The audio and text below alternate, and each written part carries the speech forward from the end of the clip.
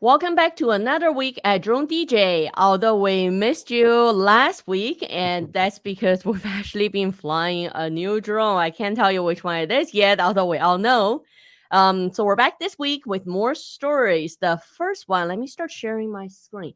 So the first one, we have the official release date from DJI. So we know that next Tuesday there's going to be the product release. Obviously, we all know what new drone is I going to wonder what be. drone is gonna be. But I guess we'll come back on Tuesday afternoon with a live stream to show you all the details that we know. Now, moving on, another story for this week is interesting. Kirk, you brought this one up. Is U.S. Army tests sourcing counter UAV smartphone app. Wow, Yeah, that was a mouthful. yeah. I'm down for anything or weird smartphone apps. Yeah. So this actually, I think this got written up this morning. I think it's 21st. Yep. And the U.S. Army apparently is looking at it's an app.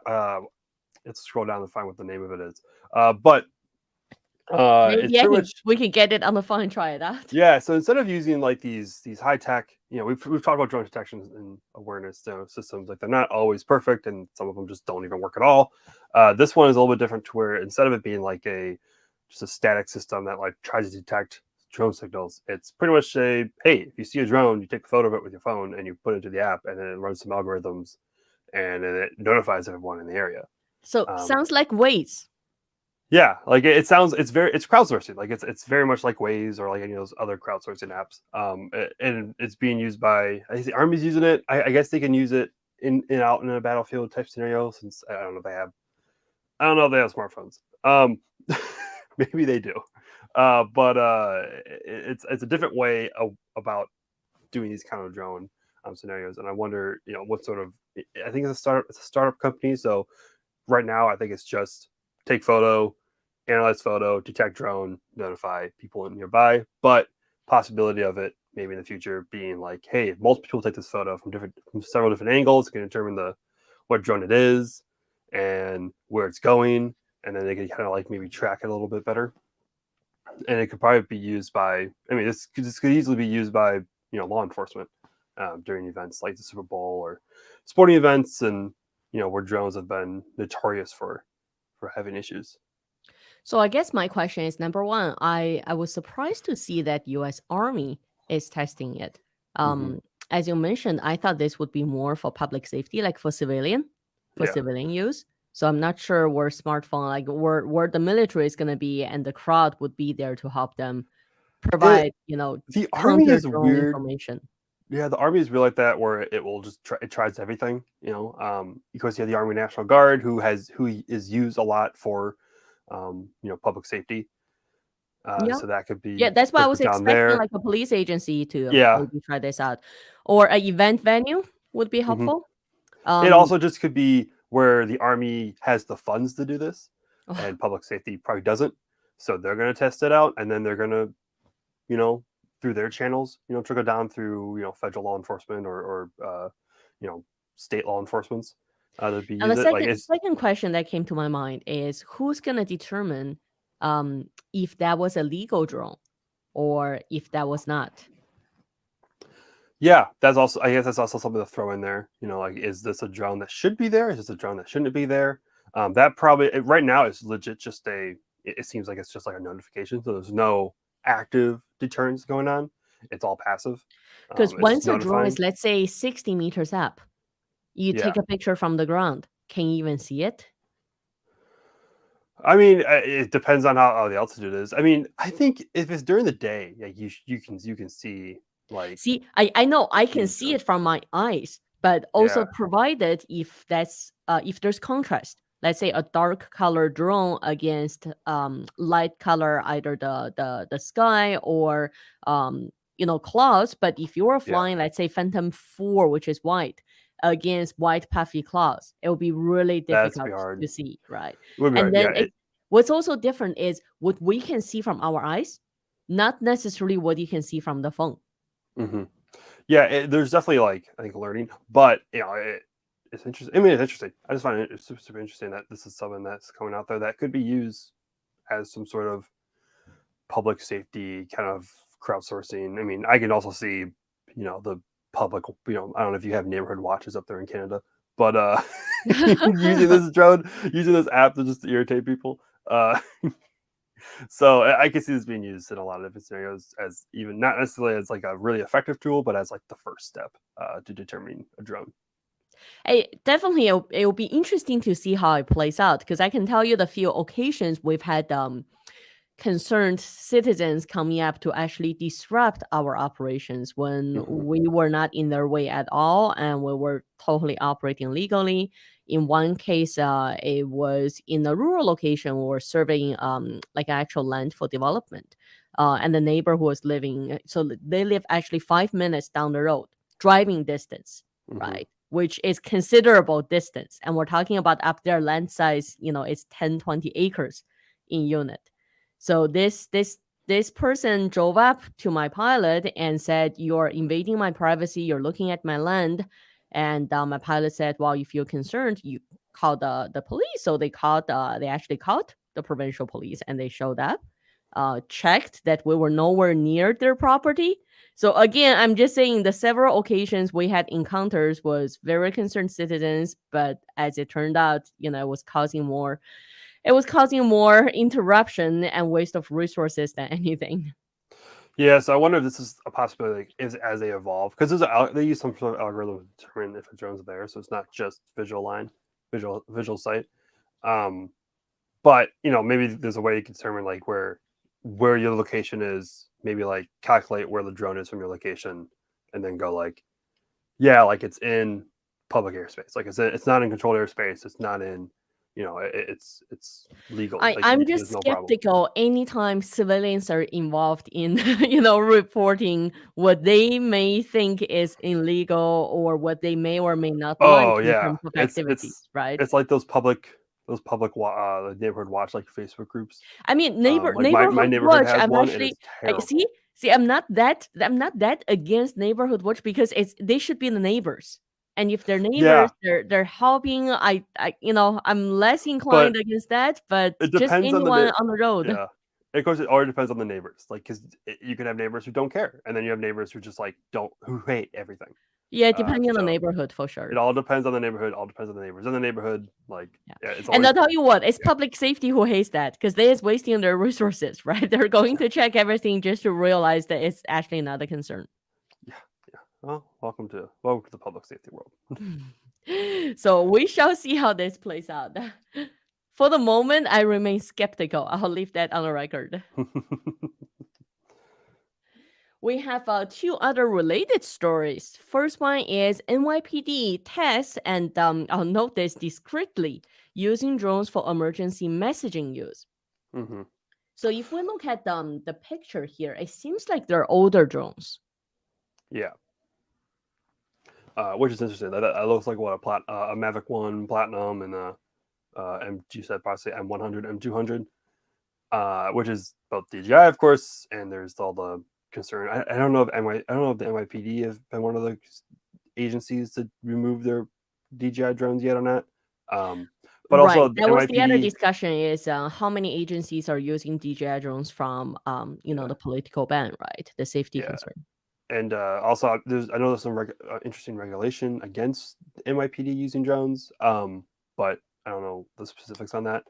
But pretty much, they're using like, I guess it's something like, I saw this when the pandemic first started back in 2020. You saw this in China where they were using like drones, and like they were using like broadcast robotic audio dogs and messages.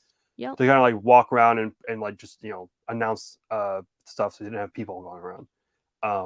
And I guess it's kind of like what the NYPD is looking at doing.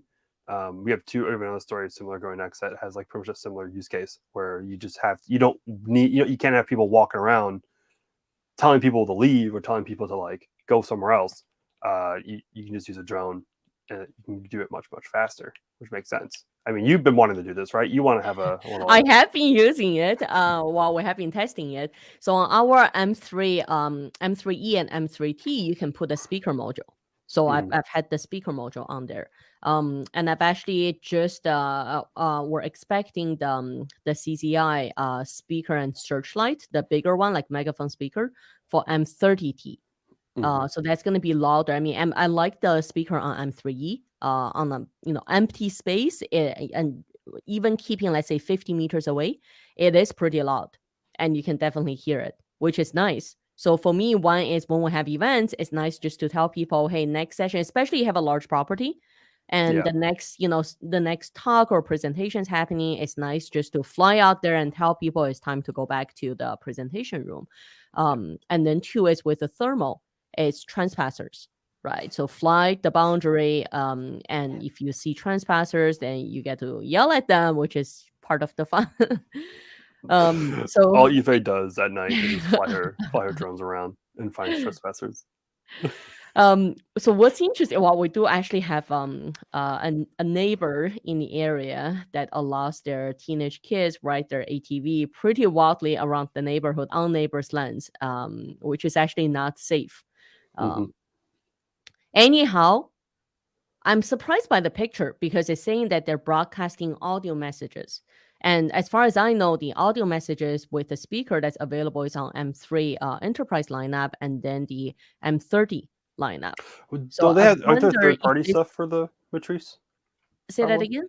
Aren't there some third-party stuff for Matrice? Yeah, so I'm wondering if they're doing any modifications or doing add-ons from third party.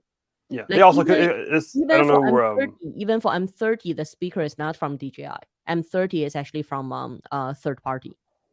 Yeah. Also, I wasn't sure. I don't remember if Bruce put down the drones they used. It also could just be another older folder. That's what I suspect as well. There's really, as NYPD, I'm sure they have the budget for a M300, or M30. But it's interesting. There's a lot of, I think, possibilities with public safety to use these drones in like a more of, not necessarily in a intelligence type of way, but more in like just a force multiplier, like trying to get messages across large groups of people. It's interesting for sure. I personally like the speaker on the drones.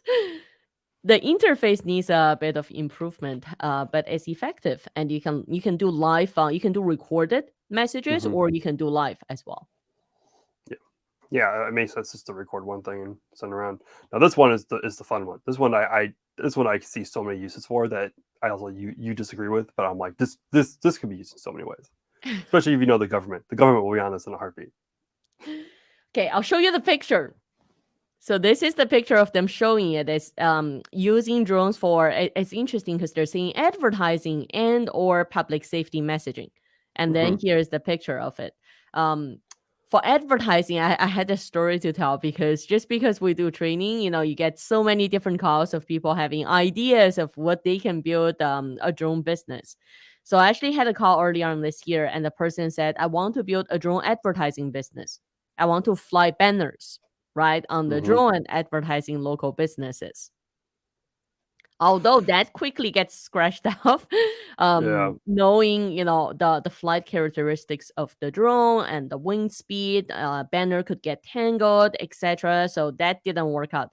But then we saw this: can you put a display on the body of the drone instead of your traditional like airplane banner type, right? I see that this is CES in a nutshell. Like this is so CES. Like this is going to happen. I don't know. Maybe not next year. I'm hoping next year, but maybe the year after that, because this is just like it's CES is like all the most weirdest tech you can find. Okay, now imagine if you add this with a speaker. Yeah, it would be perfect. Right? Would be perfect. So some of the use cases that I think they put out outside of like advertisement is in emergency scenarios where you need to have like a point for everyone to go to. You can just take this drone, could just like then take off and you like have a little arrow. I think there's photos of it, of like an arrow, like a medium point.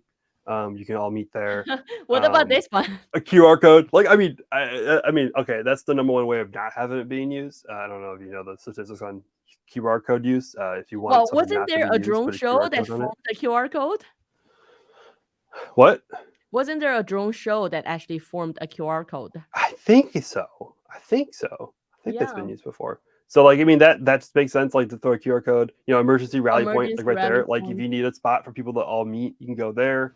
I can see this being used for like like for a conference. This conferences in general, if they have outdoor activities Yeah. where you be like, hey, like there's like thunderstorms, like everyone go inside, like if like Yeah. we're closing the outdoor area. Yeah, it's definitely a nice and visual display.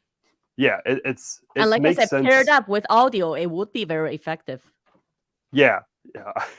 I could also be, this is also I don't know, one thought in my head went through like with Hunger Games, like drones flying around announcing people, with like if you've ever watched or read the Hunger Games series, and they have like little drones that fly around with screens and they Yeah. they announce who dies.